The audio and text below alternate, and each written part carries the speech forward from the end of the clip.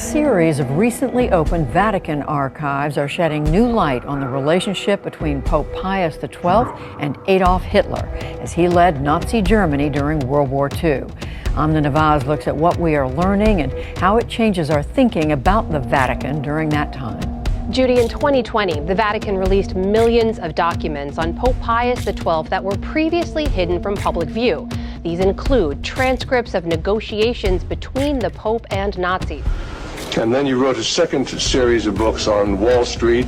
Yes, they concerned the build-up of the three types of socialism: Bolshevik socialism in Russia, what we might call welfare socialism in the United States, and Hitlerian or National Socialism. And each book examines the financing and the contributions made by Wall Street, by international bankers, to the development of that specific form of socialism. Could we start, first of all, with the original financing of Hitler between 1922 and 1923, when he was first making his effort to come into prominence in Germany? The original financing of Hitler, that's in the years 1922, came only partly from Germany. One of the most prominent Americans concerned with financing Hitler was Henry Ford. In fact, Henry Ford received a medal in 1938 for his assistance to the early Nazi Party. Then, of course, Hitler had his attempted push in 1923. He went to jail, and then we begin another era in the rise of Hitler. What about the financing of Hitler's electoral activities in 1933? This I can trace. I have traced it very exactly. I discovered amongst the Nuremberg records a series of bank transfer slips to the Delbrück Schickler Bank in Berlin to an account which was under the control of Rudolf Hess. And this was the fund that was used to finance Hitler's access to power in March 1973. And amongst the corporations that transferred money to Hitler, I find not only R.G. Farben, which is quite widely known, but also the tie-in was a share tie-in. International General Electric in the United States had controlling interest in German General Electric, and also through share interlocks, a controlling interest in Osram in Germany. So then we have Ford and we have General Electric helping to finance Adolf Hitler's rise to power. Were any other large American corporations involved? Very definitely. Standard Oil, through its technical association with I.G. Farben. John D. Rockefeller, king of Standard Oil. Vilified as a ruthless predator, as evil incarnate, he had created an industrial empire and a personal fortune on a scale the world had never known. April 1945.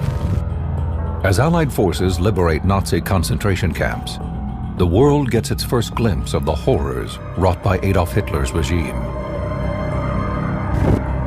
At Nuremberg, the Allies prosecute leading Nazi officials for these crimes against humanity. Some of the most dangerous war criminals are brought to justice, but not all. There's a myth about Nazis, and that is that there's these horrible people that committed these terrible crimes, and then after 1945 simply disappeared. Well, that simply isn't true. The truth is that thousands of former Nazis, some of whom committed atrocities, went to work for the United States government without the public's knowledge. During the war, their crimes ranged from overseeing slave labor camps to sending orphans to their deaths. After the war, they were on the U.S. payroll, either as scientists in America or as intelligence agents in Europe. The U.S. government was willing to use mass murderers, was willing to protect them from justice, was willing to hide their activities from the American people. Government documents, declassified in the late 1990s, indicate that many of the former Nazis spying for the U.S. in Europe misrepresented and fabricated intelligence. Some even worked as double agents for the Soviet Union. But some say this secret U.S. strategy, even with its flaws, was the only way to win the Cold War. It is a duplicitous double game. You have to do that sometimes to advance a higher cause. It was U.S. policy to hire whomever could provide useful information, regardless of whether they were a war criminal or not.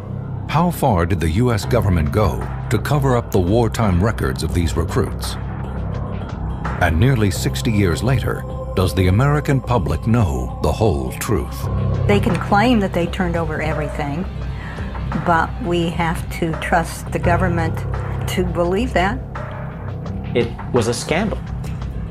It was one of the great scandals of modern American intelligence history.